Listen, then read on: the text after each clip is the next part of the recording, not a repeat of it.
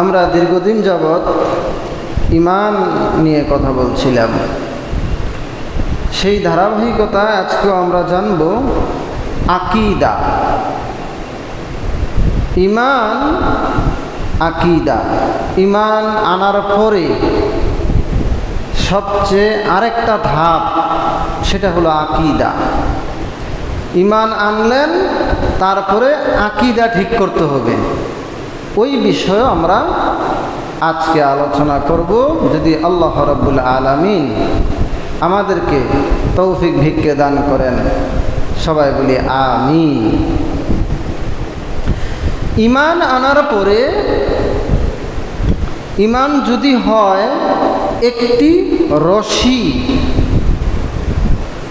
আকীদা হলো ওই রশির মধ্যে বিভিন্ন জায়গায় কিছু গিট্টা বা গিরা, কয় না গিট্টু দেওয়া, অনেক, যেমন একটা রশি আপনার প্রয়োজন, এই রশিটা 3-4 জায়গায় গিট্টা লেগে আছে। তো ঈমান যদি হয় একটি রশি, আকীদা মানে হলো ওই গিট্টাগুলো। একটা রশি যদি আপনি ব্যবহার করতে হয়, ওই গিট্টাগুলোকে আপনি খুলতে হবে, এটাকে আগের মতো করতে হবে। গিট্টাগুলো না খুললে কাজ করা সম্ভব না। এর মানে হলো ঈমান আনলেই চলবে না, শুধু ঈমান আনার পরে ঈমান নামক রশির ভিতরে যতগুলো গিট্টা আছে, গিরা আছে, প্যাঁচ আছে, এগুলো আপনাকে খুলে ঝেড়ে ফেলতে হবে। এর নাম হলো ঈমান, আকীদা ঠিক করা। বলি সুবহানাল্লাহ। ঈমান যেহেতু আনাই লাগবে, এটা যেহেতু বাস্তব মহাসত্য, ঈমানের আকীদা ঠিক করতে হবে, ওইটাও মহাসত্য। সুবহানাল্লাহ। ঈমান ছাড়া যেহেতু চলবে না, ঈমান আনার পরেও আকীদা সাফ করা, আকীদা ঠিক করা ছাড়া ওই ঈমানও কোনো কাজে আসবে না যদি আকীদা ঠিক না করে। এখন আকীদা কি আমি বুঝাইলাম। আকীদা অর্থ কি? আকীদা মানে উকদুন, মানে একটা গিট্টা। ওই যে গিট্টা দিয়ে বুঝাইলাম, আকীদা অর্থ হলো একটা গিট্টা আরবিতে। কোরআন থেকে আমরা অর্থগুলো নেই। যেমন আল্লাহ কোরআনে বলেছেন, রাব্বিশরাহ লি সাদরি ওয়া ইয়াসসির লি আমরি ওয়াহলুল উকদাতাম মিন লিসানি ইয়াফকাহু কওলি। এটা হলো কোরআনের আয়াত। মুসা আলাইহিস সালাম যখন আল্লাহর পক্ষ থেকে দ্বীনের দায়িত্ব পেল, তখন আল্লাহর কাছে মুসা নবী দোয়া করল, আল্লাহ রব্বিশরাহ লি সদরি, আল্লাহ আমার এই বুকটাকে প্রশস্ত করে দাও। ওয়াসসির লি আমরি, আর আমার জন্য আমি যা বলবো সহজ করে দাও। ওয়াহলুল উকদাতাম মিন লিসানি, আর আমার জিহ্বার মধ্যে একটা জড়তা আছে, মানে গিট্টা আছে, এই জড়তারা গিট্টাটা তুমি একটু দূর করে দাও। সুবহানাল্লাহ। তারপরে ইয়াফকাহু কওলি, আর আমি যা বলি যারা শুনবে তাদের জন্য আমার এই কথাগুলো সহজ করে দাও। সুবহানাল্লাহ। একটা দলিল দিলাম, গিট্টা শব্দ আকীদার অর্থ হলো একটা গিট্টার মতো। আরো দলিল নেন কোরআন থেকে।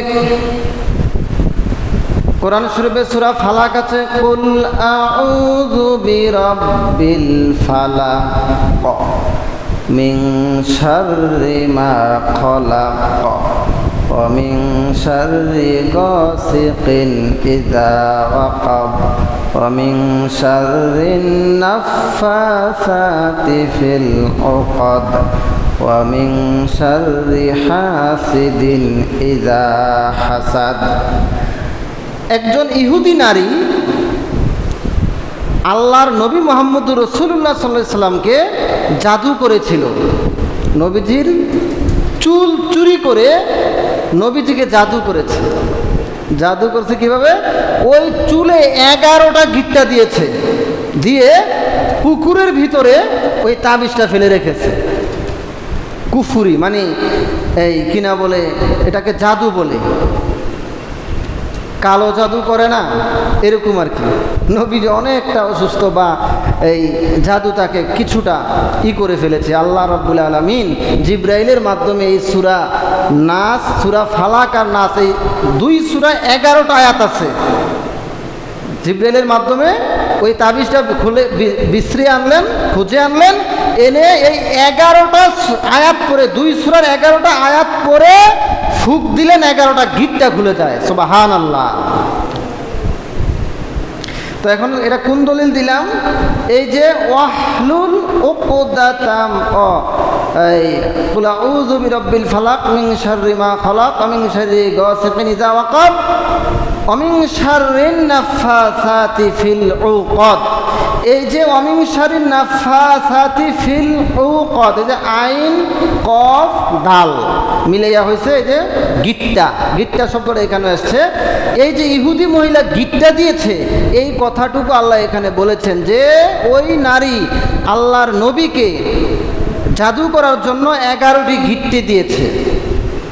ওই গিট্টার কথাটা আল্লাহ এখানে উল্লেখ করছে। তার মানে বুঝাইলাম আকীদা অর্থ হলো একটি গিট্টা, একটি বা গিট্টু অথবা গিরা বলতে পারেন। এখন ওইটা হইল ইমানের ক্ষেত্রে ভয়ঙ্কর জনক একটা রশি। যেমন গিট্টু থাকলে কাজ করা যায় না, ইমানে যদি ওই আকীদা খারাপ থাকে ওই ইমান দিয়ে নাজাত পাওয়া যায় না। তাই আমরা আকীদা সাফ করতে হবে। আমরা আগে অর্থ বুঝলাম, সংজ্ঞা বুঝলাম, এবার আকীদার ক্ষেত্রে আল্লাহ বলেছেন ইয়া আইয়ুহাল্লাযীনা আমানু দুখুলু ফিস-সিলমি কাফা ওয়া লা তাত্তাবিউ খুতুওয়াতিশ শাইতান ইন্নাহু লাকুম আদুউম মুবিন। আল্লাহ এখানে বললেন ইয়া আইয়ুহাল্লাযীনা আমানু দুখুলু ফিস-সিলমি কাফা, হে ঈমানদারেরা তোমরা পরিপূর্ণভাবে ইসলামে প্রবেশ করো, মানে পরিপূর্ণভাবে ঈমান আনো।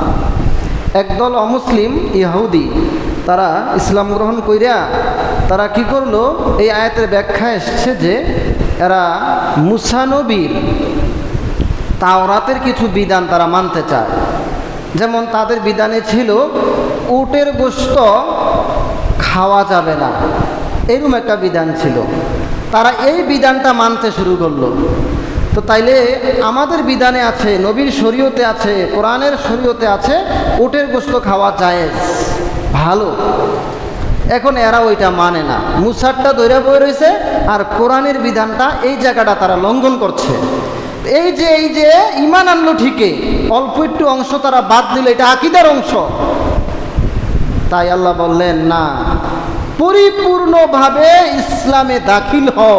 তার মানে মুসা নবীর যেই একটা শরীয়তের অংশ তোমরা মানছো, উটের গোশত খাবে না, ওইটা পরিহার করো, কোরআন এবং নবীর দেওয়া শরীয়ত ভিত্তিক উটের গোশত খাও। সুবহানাল্লাহ। এই যে খুঁটিনাটি বিষয় সবগুলো দূর করে আল্লাহর আখিরি নবী মুহাম্মদ রাসূলুল্লাহ সাল্লাল্লাহু আলাইহি ওয়াসাল্লাম এর দিয়ে যাওয়া বাণী, আল্লাহর পক্ষ থেকে আনা কোরআন, ওহী, শরীয়ত যেটাই বলি আমরা, এই সবগুলোর রীতিতে ঈমানকে পরিষ্কার করে একটি নির্দিষ্ট সঠিক রূপরেখা অনুযায়ী একটি সঠিক ঈমান আনার নাম হলো ঈমান আর আকীদা পরিপূর্ণ করা। সুবহানাল্লাহ। তাই ঈমান যেহেতু আমরা এনেছি, আকীদা সাফ করতে হবে। আকীদা যদি সাফ করতে হয় আমাদেরকে বহুত কিছু জানতে হবে। যাই হোক, এই আকীদার আলোচনায় আমরা আরও কিছু উদাহরণে চলে যাই। আকীদা হলো একটা গিট্টা, আমরা বলেছি। আকীদা হলো একটি জড়তা, একটি সংশয়, একটি সমস্যা, ওইটা হলো আকীদার অন্তর্ভুক্ত। ত্রুটি বিচ্ছুতি মানে ঈমানের ত্রুটি বিচ্ছুতি দূর করা। যেমন আমরা মুসলমান, ঈমান এনেছি, কলেমা পড়ি লা ইলাহা ইল্লাল্লাহু মুহাম্মাদুর রাসূলুল্লাহ, এটা হলো শরীয়তের কালেমা। এটা পড়লে ঈমান আসবে, কেউ যদি সারাদিন পড়ে লা ইলাহা ইল্লাল্লাহ আর ওইটা যদি না পড়ে মানে না মানে, একজন অমুসলিম যদি মুসলমান হতে চায় শুধু পড়ে লা ইলাহা ইল্লাল্লাহ মুহাম্মদুর রাসূলুল্লাহ যদি না পড়ে, সে অমুসলিম বেঈমানে থাকবে, কোনো দিন মুসলমান হবে না। কিন্তু দুঃখের কথা হইল জানেন, ইমানের ভিতরে কত বড় ভেজাল। বাংলাদেশে বা পৃথিবীতে কিছু ভণ্ড আলেম, ভণ্ড মুসলিম তৈরি হয়েছে। তারা শরীয়তের কালেমার ভিতরে, এই ইমানের ভিতরে একটা তফাৎ করে দিয়েছে, একটি ডিফারেন্স করে দিয়েছে এবং একটা চরম ভুল আকীদা প্রবেশ করে দিয়েছে। তারা বলে, বিশেষ করে লামাযহাবী তথাকথিত আহলে হাদিস বেঈমান অমুসলিমরা বলে, তাদেরকে আমরা অমুসলিম বলি। তারা বলে লা ইলাহা ইল্লাল্লাহ এটাই কালেমা, আর মুহাম্মদুর রাসূলুল্লাহ পড়া দরকার নাই, এটা শিরিক। একসাথে লিখলে পড়লে শিরিক হইব, নাউজুবিল্লাহ। এরা এইটাই এইভাবে বলে, ওরা বিশ্বাস করে শুধু লা ইলাহা ইল্লাল্লাহ এতটুকু হলো কালেমা, আর মুহাম্মদুর রাসূলুল্লাহ এটা শরীয়তের কালেমার অংশ নয়। আর যারা প্রকৃত মুসলমান আমরা মনে করি, একজন অমুসলিম যখন মুসলমান হবে তার প্রথম কাজে হইল গোসল কইরা লা ইলাহা ইল্লাল্লাহু মুহাম্মাদুর রাসূলুল্লাহ এই সর্বপ্রথম ধাপ সে শুরু করল, অথবা আশহাদু আল্লা ইলাহা ইল্লাল্লাহু ওয়া আশহাদু আন্না মুহাম্মাদান আবদুহু ওয়া রাসূলুহু এইভাবে পড়লো। কিন্তু সংক্ষেপে লা ইলাহা ইল্লাল্লাহু মুহাম্মাদুর রাসূলুল্লাহ এটা ডাইরেক্ট দলিল আছে, তাফসীর ইবনে কাসিরের মধ্যে পাবেন স্পষ্ট। সূরা মুজাদালার 11 নম্বর আয়াতের মধ্যে, আয়াতের বিশ্লেষণে সম্ভবত, না জানি কোন একটা আয়াতের বিশ্লেষণে আছে, এই বেশিরভাগ মনে হচ্ছে সূরা মুজাদালার 11 নম্বর আয়াতের বিশ্লেষণই মনে হয় আছে। এই একবারে স্পষ্ট হাদিসে আছে, ইবনে কাসির রহমতুল্লাহ আলাইহি বলেছেন কালেমা হচ্ছে লা ইলাহা ইল্লাল্লাহু মুহাম্মাদুর রাসূলুল্লাহ। একদল মানুষ এসে আল্লাহর রাসূলকে প্রশ্ন করলেন যে আপনি কি বলেন, আপনি কি আমাদেরকে এই দাওয়াত দেন? নবী মুহাম্মদ সাল্লাল্লাহু আলাইহি হেরা পর্বতের গুহা অথবা আশেপাশের কোনো একটা জায়গায় হবে, অথচ নবী অথবা নবী একটা সফরের মধ্যে ছিল, এমন সময় কিছু অপরিচিত লোক এসে এই প্রশ্ন করলে আল্লাহ নবী বললেন, আমি বলি লা ইলাহা ইল্লাল্লাহু মুহাম্মাদুর রাসূলুল্লাহ। সুবহানাল্লাহ, স্পষ্ট হাদিস আছে, তাফসীরে আছে, আর কোরআনে তো আছে লা ইয়া ফাআলামান্নাহু লা ইলাহা ইল্লাল্লাহ এক জায়গা আছে। এরপরে আরেক সূরাতে আছে মুহাম্মাদুর রাসূলুল্লাহি ওয়াল্লাযীনা মাআহু আশিদ্দাউ আলাল কুফফার। আরেক সূরাতে আছে মুহাম্মাদুর রাসূলুল্লাহ। প্রথমে এক সূরাতে আছে লা ইলাহা ইল্লাল্লাহ, পরে আরেক সূরাতে আছে মুহাম্মাদুর রাসূলুল্লাহ, দুইটা মিলেই তো হয়ে যায়। সুবহানাল্লাহ, অনেক দলিল আছে। এই যে এটা ঈমানের পরে আকীদার, এটা ডাইরেক্ট ঈমান আকীদার সাথে সম্পৃক্ত। শরীয়তের কালেমা লা ইলাহা ইল্লাল্লাহু মুহাম্মাদুর রাসূলুল্লাহ সাল্লাল্লাহু আলাইহি সাল্লাম আমরা পড়লাম, ঈমান আনলাম। এইবার আনার পরে এবার ত্রুটি বিচ্যুতি কি আছে? একজন অমুসলিম ইসলাম গ্রহণ করল, সে শুধু কালেমা পড়ল আর মুখে স্বীকৃতি দিল আল্লাহ ছাড়ার কোনো মাবুদ নাই, হযরত মুহাম্মদ সাল্লাল্লাহু আলাইহি সাল্লাম আল্লাহর প্রেরিত রাসূল, শুধু এতটুকু জানলো। কিন্তু তার মধ্যে অমুসলিম থাকা অবস্থায় অনেক কুসংস্কৃতি ঢুকেছিল, এগুলো তার থেকে জেনে জেনে তার থেকে দূর করতে হবে। এখন তাদেরটা বাদ, আমরা যারা আছি আমাদের এই সমস্যাগুলো আগে দেখি। আমরা এই আকীদার সাথে সমস্যা হয় এমন কথা, এমন কি যেন বলে কুসংস্কৃতি, যা এই আরও যত কি যেন বলে, এরকম কিছু আকীদা আমরা এই গ্রহণ করে থাকি বা কথা বলে থাকি, যেগুলো এই আকীদার সাথে যুক্ত নয়। যেমন তাকদীরের সাথে সব কিছু আল্লাহ পাক যুক্ত করে দিয়েছেন, তাকদীরে বিশ্বাস করি আমরা। তাকদীরে আল্লাহ আমাদের ভাগ্যে সব কিছু লিখে রেখেছেন, চিকিৎসা সহ। আমরা একটু অসুস্থ হব, এটা আল্লাহ লিখে রেখেছেন। তারপরে কোন চিকিৎসালয়ে যাব, চিকিৎসা নেব, ওইটাও লিখে রেখেছেন। তারপরে সুস্থ হব কি হব না, ওইটাও আল্লাহ লিখে রেখেছেন। এখন আমরা কি করলাম? আমরা একটা লোককে বললাম যে তুমি আজকে এই সমস্যায় পড়তে পারো, শনিবার এই কাজটা তুমি করো না, অমঙ্গল হবে। এই যে এটা আকীদার অংশ, এটা করা যাবে না। অমুক দিন বাঁশ কাটা যাবে না, এটা আকীদার অংশ, এগুলি ভুল। তারপরে রাতের বেলা টাকা লেনদেন করা যাবে না, সমস্যা আছে। এই যে এগুলি ভুল, এগুলি ভুল একটা প্রথা আমাদের মধ্যে, কুসংস্কৃতি ঢুকে আছে, প্রচলন, এগুলো দূর করতে হবে। তারপরে একটা পাখি ডাকতেছে, অমঙ্গল হবে। একবার বাড়ি থেকে ফিরে গিয়েছে, বাড়ি থেকে বেরিয়ে গিয়েছে, ভুলে কিছু ফেলে গিয়েছে, আবার এসে নিয়ে যাবে, সে বলে না অমঙ্গল হবে, যাওয়া যাবে না। তারপরে একজন খালি কলস নিয়ে বাইরে হয়েছে, এইটা দেখে সে বলে যে আজকে কপাল খারাপ, অমঙ্গল হবে, আজকের যাত্রাটাই হইল না। এই যে এটা কি, এটা আকীদার অংশ, এগুলো করা যাবে না। এগুলো একবারে নোংরামি এবং গুনার কাজ, ইমানের চরম বিচ্যুতি ঘটাবে যদি এগুলো আমরা বলি। এগুলো বলা যাবে না। মানে এই যে ভারতবর্ষের ভিতরে বিশেষ করে একটি হিন্দুয়ানি বেশিরভাগ ছিল, তারা ছিল বিদায় তাদের যেই রীতি নীতি প্রচলিত তার মধ্যে ছিল, এগুলো দেখতে দেখতে আমাদের তারাও শিখে ফেলেছে। অবশেষে আল্লাহর অশেষ দয়ায় আমরা মুসলিম সংখ্যাগরিষ্ঠ হয়েছি, অনেক বেশি বেড়েছি।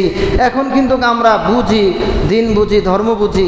আমাদের উচিত এই না বুঝে আমরা অমুসলিমদের ভুল প্রচলনে পড়ে আমরা যেই ভুলগুলো আমাদের মধ্যে প্রচলন করেছি, এগুলো আমরা আস্তে আস্তে জেনে দূর করতে হবে। ওই দোকানে বসে আপনি একটা মাইরা দিলেন কথা, একজন বাস হয়ে গেল। হ্যাঁ, আমার একজন লোক মারা গেছে, এখন মারা যাওয়ার পরে কমে 3 দিন সুখ পালন করতেই হবে। 3 দিন এই বাড়িতে রান্না খাওয়া, আনন্দ ফুর্তি, হাঁস গোস সব নিষেধ। সুখ কমে 3 দিন পালন করবে। এর অন্যখান থেকে রান্না বান্না করে হালকা পাতলা কিছু খাইয়া দেয়া চলবে। ওমা, একদিন যাইতে না যাইতে বেডিয়াইতে মহিলারা সর্দারি করে বই রয়েছে। পরের দিন কি করছে, এরা মিলাদের আয়োজন করে বই রয়েছে। এখন ইমাম সাহেবরা দাওয়াত করছে, ইমাম সাহেবরা জানে না এটা কিসের দাওয়াত, আর এখানে ইমাম সাহেব ছিল না, কইছে দোয়া পড়াইব। তো এরা দোয়া করতে আসছে, আইসা শোনে এই ঘটনা। তখন আমি গিয়া অনেক বিতর্ক করলাম। পরে বেরিয়ে কি কয়, মহিলা কি কয়, কাহারি একজন মহিলা হজ করেছে, কি বুঝো না, ওই মহিলাই কইছে। কয়টা ধমক যে দিছি, আর কথা নয় মুখ দিয়া। 1 নম্বরে মহিলাদের কি এর সর্দারি, 2 নম্বরে এলাকায় মুরব্বী আছে, তারা বলবে, তারপরে আলেমুল আমারা আছে, হিসাব কিতাব আছে, সে হজ করে আইছে আর একটা মহিলা হইয়া গেল। কোরআন হাদিস তাফসীর ফেকা জানতে হইব, তাই না এটার সমাধান আসবে। তো এই যে দেখেন প্রচলনটা কিভাবে হয়েছে, এই প্রচলন আদি যুগের এই প্রচলন চলবে না। কোরআন হাদিস তাফসীর ফেকার আলোকে বিজ্ঞ আলেমদের কাছে জেনে সঠিক আর অসঠিক বের করে আপনার আকীদাকে সাফ করতে হবে। সুবহানাল্লাহ। আর যদি অন্যের পূর্বে তারা ভুল করে গিয়ে থাকে, তাদের জন্য আল্লাহ আছেন, আল্লাহ ক্ষমাকারী। আর আমরা যদি না জানি নাও, এখন এই আলোর জগতে, আধুনিক যুগে, এই জ্ঞানের যুগে এসে যদি আমরা জেনেও না জানার ভান ধরে ভুল করি, ওইটার জন্য ক্ষমা নাই। তাদের জন্য ক্ষমা আছে, আমাদের জন্য নাই। কারণ আমরা জানার অবস্থা থাকেও, জ্ঞানের অবস্থায় থাকেও ইচ্ছা করে আমরা তা সংশোধন করি নাই। তখন ছিল না, ভুল করেছে, এখন আছে, আমরা কেন ভুল করব। এই যে আকায়েদের বিষয়গুলো আর মাসলা মাসাইলের ক্ষেত্রে কিছু কথা বলে দেয়। আকীদা কি জিনিস, কঠিন। কোরআনে হাদিসে কিছু প্রকাশ্যে হুকুম পাওয়া যাবে, কিন্তু আকীদার বিষয়টা আকায়েদের বিষয়গুলো থেকে আনতে হবে, ফিকাহবিদগণ থেকে আনতে হবে।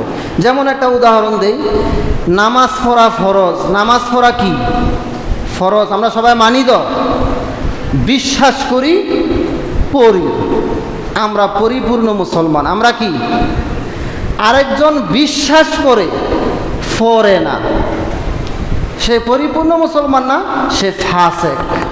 সে শুধু বিশ্বাস করে পড়ে না। আরেকজন আরেকজন নামাজ পড়ে কিন্তু বিশ্বাস করে না, সে পড়েও বেঈমান হয়ে যাবে, কারণ সে বিশ্বাসে করে না। যেটা পড়ে এটা হয়তো কোন কারণে পড়ে তে জানে, তার আল্লাহ জানে। এইটা হলো আকায়েদের বিষয়। উদাহরণ আরেকটা দেই, মদ খাওয়া হারাম। মদ খাওয়া কি হারাম, আমরা স্বীকৃতি দেন সবাই, মদ খাওয়া কি হারাম। হারাম স্বীকার করলাম এবং খাই না, আমরা পরিপূর্ণ মুসলমান। আমরা কি আরেকতে হারাম মানে কিন্তু খায়, সে ফাসেক মুসলমান। আরেকজনে মদ খায় না কিন্তু এটা হালাল কয়, সেই ব্যক্তি কাফের হয়ে যাবে, তার আকীদা নষ্ট হয়ে যাবে। এটি হলো আকীদার বিষয়।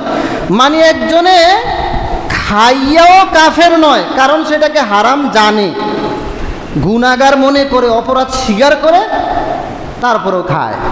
আরেকজনে খায় না কিন্তু এটার হালাল কয়, না খাইও সে বেঈমান হয়ে যাবে। এগুলি হলো আকীদার বিষয়, খুঁটিনাটি। তো এখন এই যে কঠিন খুঁটিনাটি বিষয়গুলি সহ আমাদের মধ্যে প্রচলিত পূর্বের কিছু ভাষা কথা যেগুলো আমাদের মধ্যে আছে, এগুলি তো অবশ্যই দূর করতে হবে। বলে অমুকে বইলা গেছে, অমুকে বলছে না, এইগুলো দিয়ে বাবা ইসলাম চলবে না।